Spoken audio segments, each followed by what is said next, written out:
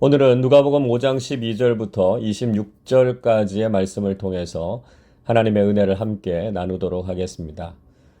오늘 말씀은 두 가지의 치유 사건에 대해서 말씀해 주시고 있습니다.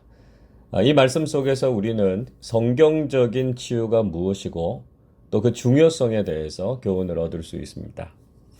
먼저 예수님께서는 나병, 즉 한센병을 고치셨습니다.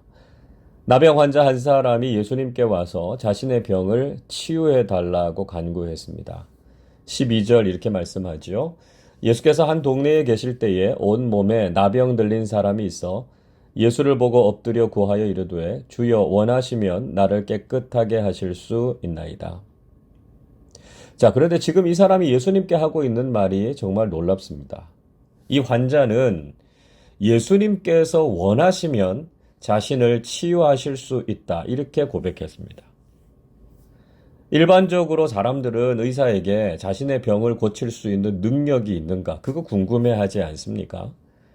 그런데 지금 이 환자는 예수님의 능력을 문제 삼지 않고 오직 예수님께서 자신을 고치시기를 원하시느냐? 이렇게 묻고 있습니다. 예수님께서 어떻게 대답하셨습니까? 13절 말씀입니다. 예수께서 손을 내밀어 그에게 대시며 이르시되 내가 원하노니 깨끗함을 받으라 하신대 나병이 곧 떠나니라. 예수님께서는 내가 원하노니 깨끗함을 받으라 이렇게 말씀하셨습니다.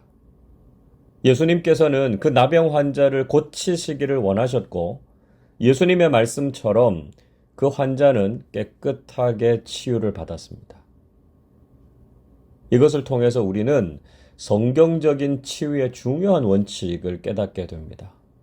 치유는 예수님의 능력의 문제가 아니라 예수님의 원함의 문제라는 것이죠. 즉 예수님은 우리의 어떤 질병이라도 다 고치실 수 있는 능력이 있으십니다. 왜냐하면 그분은 전능하신 하나님이시기 때문이죠. 여러분 이 사실을 믿으시죠? 우리는 조금도 예수님의 능력에 대해서는 의심하지 말아야 합니다. 단지 예수님께서 병을 치유하시는 것이 예수님께서 정말 원하시는 것인가를 물어야 한다는 것이죠. 예수님께서 원하시면 치유의 기적은 일어납니다. 그러나 때로는 예수님께서 질병을 그대로 두기를 원하시기도 하신다는 것이죠. 사도 바울에게 육체의 질병이 있었지만 하나님께서는 치유하지 않으시고 그대로 두기를 원하셨습니다. 우리가 질병의 문제를 가지고 기도할 때 이 사실을 잊지 말아야 합니다. 우리를 치유하시는 걸 주님께서 정말 원하시는가? 우리는 그걸 가지고 기도해야 된다는 것이죠. 치유의 능력이 주님께 있다는 것을 믿고 조금도 의심하지 말아야 한다는 것입니다. 주님의 소원이라면 반드시 치유해 주실 것을 믿습니다. 예수님께서는 나병 환자를 치유하시고 소문을 내지 않으려고 하셨습니다. 그래서 율법에 정한 규례대로 정결함을 입었다는 것을 입증하고 다른 사람들에게는 말하지 말라 이렇게 말씀하셨습니다. 그러나 어느새 예수님의 소문은 사람들에게로 퍼져나갔습니다. 15절을 보시면 예수님의 소문을 듣고 사람들은 말씀도 듣고 병도 고치기 위해서 예수님께 모여들었습니다. 아마도 다분히 말씀보다는 치유의 기적에 열광했던 것 같습니다. 이렇게 몰려든 사람들을 피해서 예수님께서는 기도하러 가셨습니다. 16절이 이렇게 말씀하지요. 예수는 물러가사 한적한 곳에서 기도하시니라. 예수님은 세상적인 인기와 관심을 추구하지 않으셨습니다.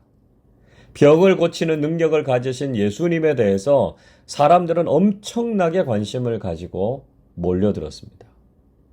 대부분의 사람들은 그런 인기를 누리고 세상적인 유익을 추구하는 도구로 삼았을 것입니다. 그러나 예수님께서는 그것보다는 하나님과의 영적 교제를 더 중요하게 생각하셨습니다. 그래서 사람들을 피해서 한적한 곳으로 가셔서 기도하셨습니다. 우리는 신앙생활 속에서 무엇을 더 중요하게 여겨야 하는지를 깨닫게 됩니다.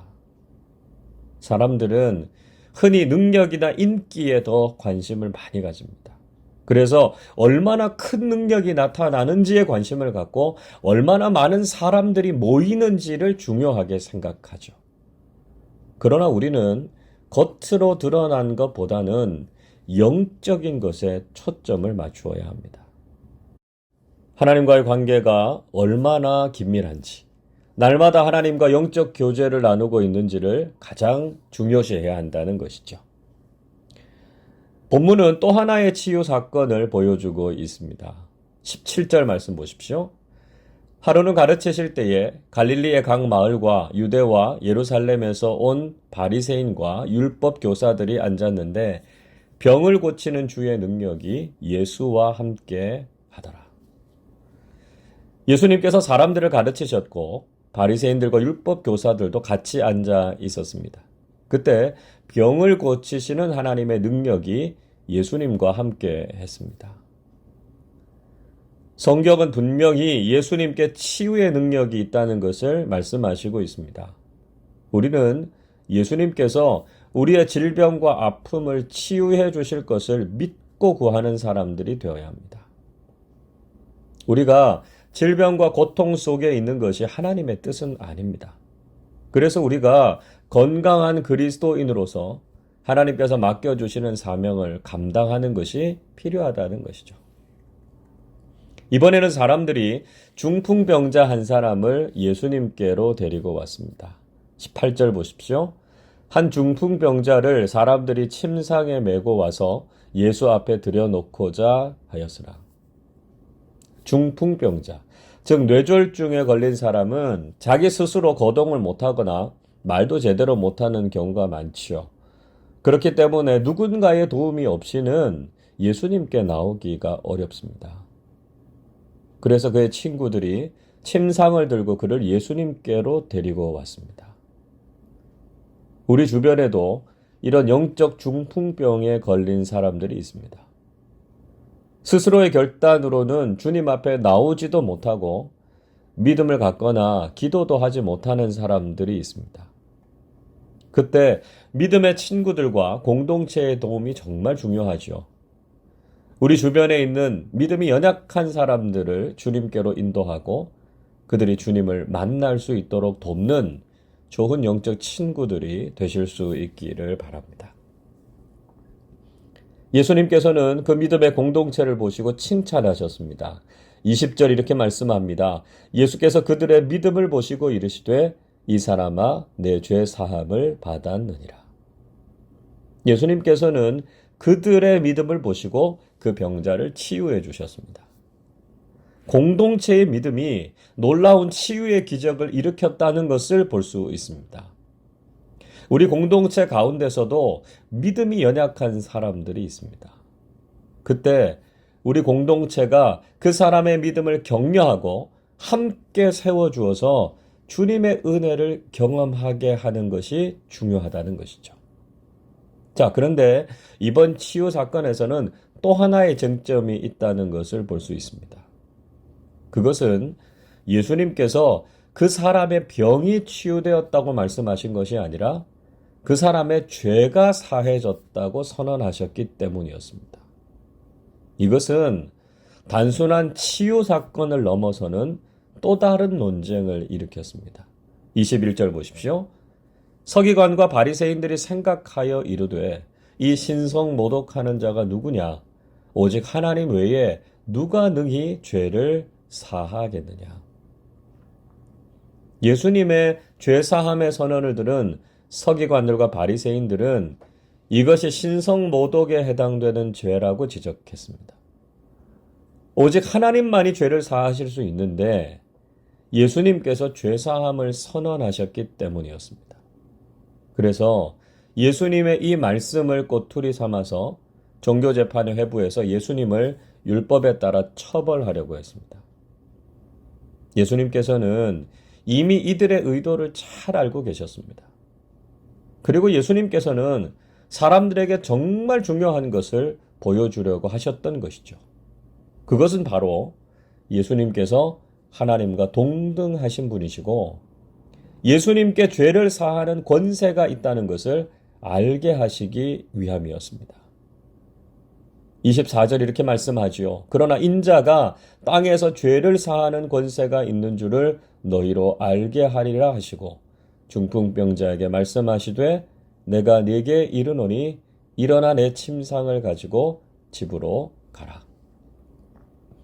인자이신 예수님께서 죄를 사하시는 권세가 있다는 것을 알게 하시기 위해서 예수님께서는 중풍병자에게 죄사함을 선언하신 것이었습니다. 예수님께서 병을 고치시는 기적을 베푸시는 것을 보고 사람들은 단지 예수님께서 병을 고치시기 위해서 오신 분이라고 오해했습니다. 그러나 예수님께서는 단지 질병의 문제를 해결하러 오신 것이 아니라 바로 우리의 죄의 문제를 해결하려고 오신 것임을 보여주신 것이죠. 우리가 가진 궁극적인 문제는 질병의 문제가 아니라 죄의 문제입니다. 아무리 병이 나아도 죄의 문제가 해결되지 않으면 우리는 구원과 영생을 얻을 수 없습니다. 예수님께서는 일시적인 복이 아니라 영원한 생명을 주시기 위해서 오셨습니다. 예수님을 믿음으로 우리가 궁극적으로 얻게 되는 것이 바로 이 하나님 나라의 영생이라는 것을 깨닫게 해 주신 것이죠. 흔히 사람들은 예수를 믿고 세상적인 것을 얻고 싶어 할 때가 있습니다. 예수를 믿어서 병을 고치고 돈도 벌고 인기와 권력도 누리려고 합니다.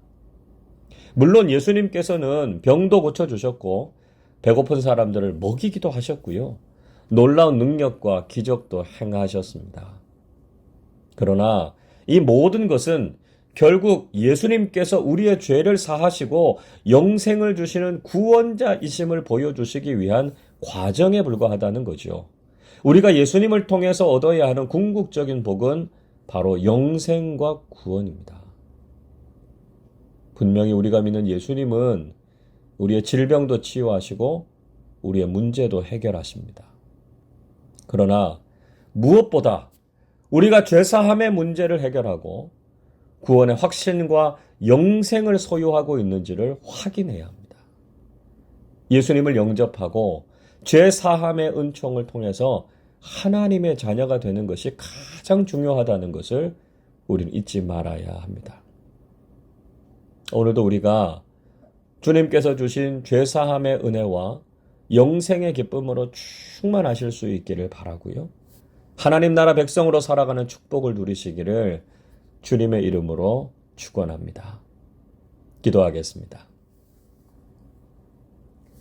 우리에게 죄사함의 은총을 허락하시고 구원과 영생의 복을 주신 하나님의 사랑과 은혜에 감사를 드립니다. 우리가 예수를 믿고 얻은 가장 큰 복이 바로 하나님의 자녀가 되어서 영원한 생명을 얻게 된 것임을 잊지 않게 해 주옵소서. 예수님은 우리를 치유하시는 분이심을 믿사오니 이 시간도 질병과 아픔 가운데 있는 교우들을 치유해 주옵소서. 그러나 무엇보다 가장 중요한 것이 바로 죄사함과 구원의 확신임을 잊지 않게 하시고 예수님을 구주로 영접하고 구원의 은총과 영생의 소망을 분명히 갖고 살아가게 해 주옵소서. 우리가 신앙생활에서 누리는 가장 중요하고도 근본적인 복이 무엇인지 간과하지 않게 하시고 구원의 기쁨과 감격 가운데 살아가는 오늘 하루 되게 하여 주옵소서. 감사드리며 우리 주님 예수 그리스도의 이름으로 기도하옵나이다. 아멘.